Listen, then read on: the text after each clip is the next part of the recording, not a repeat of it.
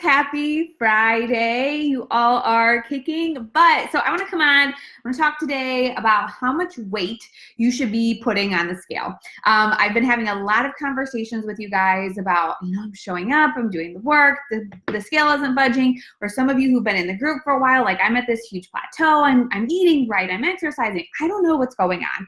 And so I want to tell you guys how I approach my relationship with the scale, how I use the scale as a tool to help me on my progress, and how much weight you should put on it. That is more like figuratively than, obviously you're putting a whole weight on. Anyways, all right, so first of all, you have to detach any emotional relationship with that scale. That scale does not define you. That scale doesn't say who you are as a person. That scale doesn't tell you how much you should love yourself. That scale is there to be an objective measurement of how much you weigh, how much gravity is pulling down on you. It is just a number. So first of all, if you weigh 300 pounds, we got to work on loving yourself at 300 pounds, because if you don't love yourself at 300 pounds, you're not going to love yourself at 150 pounds. It doesn't work like that. We have to learn that we are worth it, that this is a number on a scale, and I'm going to use this as a tool to guide me in my journey. So this is a thing. It again, does not define us, but we have to know that this is a way to help us see success. Because if you weigh 300 pounds and you're 5 foot tall, you're morbidly obese, and that is an issue. So how do we take the scale? How do we use the scale to help guide us, but not to let it derail all of our progress? Because this is the other thing. I get people who come in, and we've had people lose like 10 pounds in week 1, and they're feeling amazing, and that's great. And that is absolutely great. And I am so excited for you. But then I also have people who come in, they are making nutrition changes, they are exercising, and the scale doesn't budge. And all of a sudden they think, well, I'm not good enough. I'm not doing something right. I'm doing all this work. I might as well just go back to eating how I was, because hell, I could eat whatever the hell I wanted, and I didn't have to worry about working out, and I still weighed the same. And what really is happening is those people, their body is reacting differently. Their body is saying, okay, we're changing stuff here. We might not be losing weight. We might not even be losing inches, but we are getting ready to take the journey. We have to know that no matter what that scale says, we are not stopping. No matter where that scale is taking us, we are going to continue on, because this is more than the number. This is about exercising our body. This is about getting our heart rate up. This is about fueling our body with good food. So do not get discouraged if you are week 2 into this and you've not lost a pound. Do not get discouraged if maybe you've lost 15 pounds and you've been stuck at the same weight on a plateau for a while. I'm going to come back to plateaus in a minute. So how do you use the scale accurately? This is another big thing. Sometimes people are like, oh my God, I gained 10 pounds. Well, you also had on your full winter jacket, your boots, you weighed yourself right after you ate 3 meals. And so the scale went up. So how do you use the scale accurately?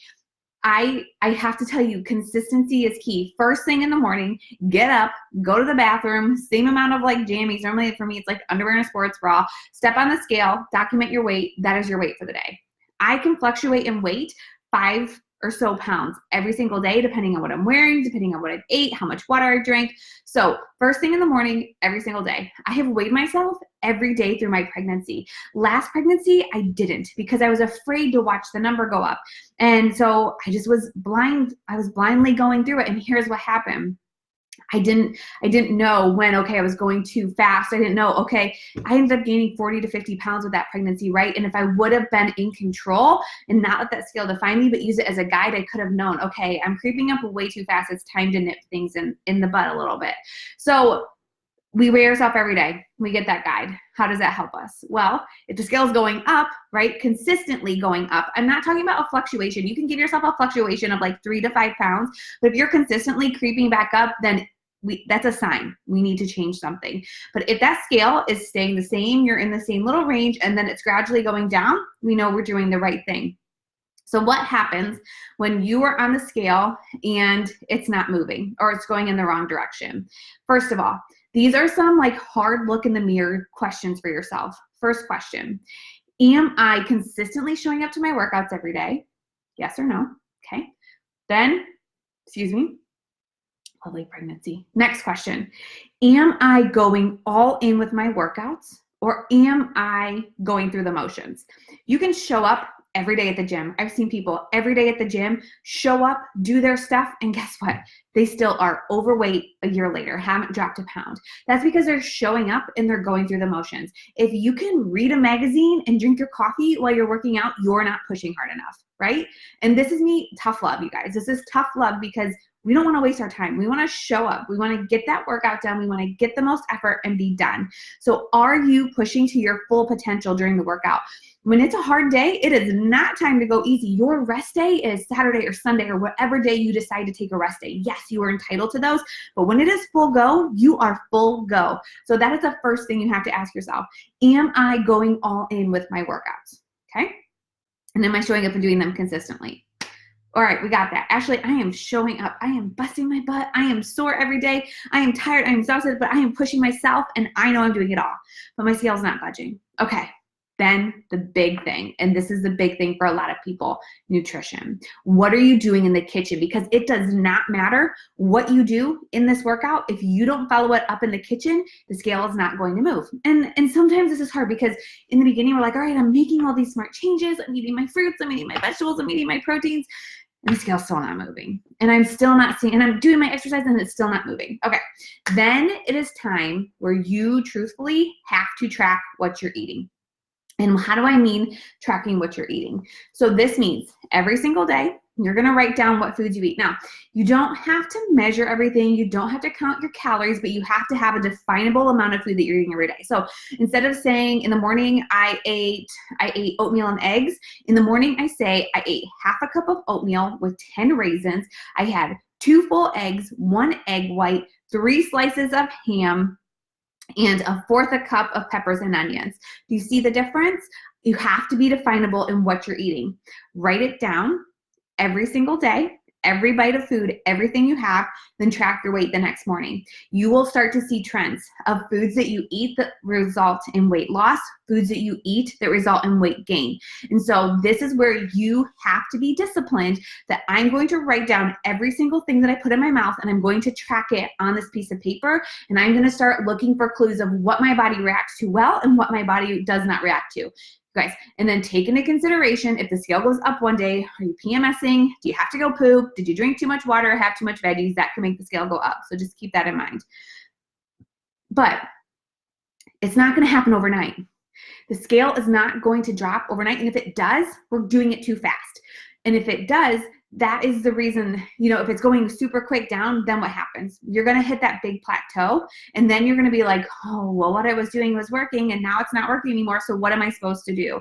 When you get into a plateau, first of all, I want you guys to think about this, and I had this great visual when we were in Arizona, like walking up, my husband made me walk up a mountain at 7 months pregnant, so we're walking up this huge mountain, right? Don't worry, I kept my heart rate where it was supposed to be.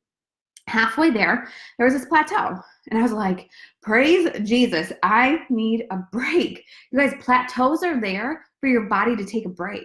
It is work for your body to lose weight. It's not just hanging out, relaxing. It is working. It is burning calories. It's getting you where you need to be. So when those plateaus come, it's okay.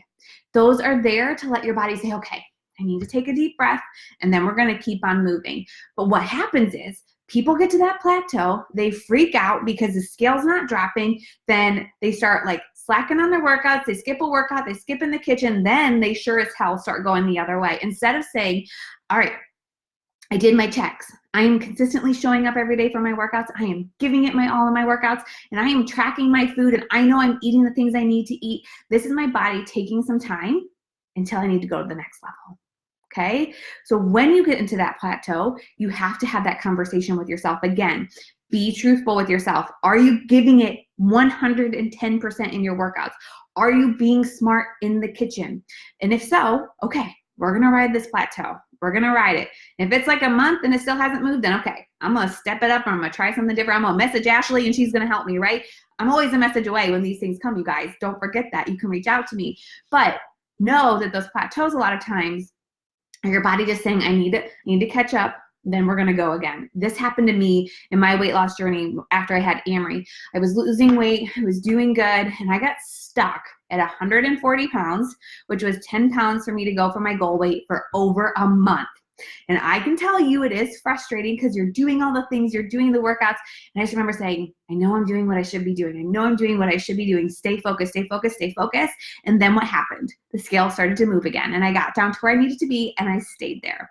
So this is what I want you guys to have with your scale. It has to be an objective tool that you are not emotionally attached to, because if it starts going up, then all these emotions go. You are in control of the scale. You truthfully are, because 1 pound is 3,500 calories burned. So calories in versus calories out. You are in charge of that scale.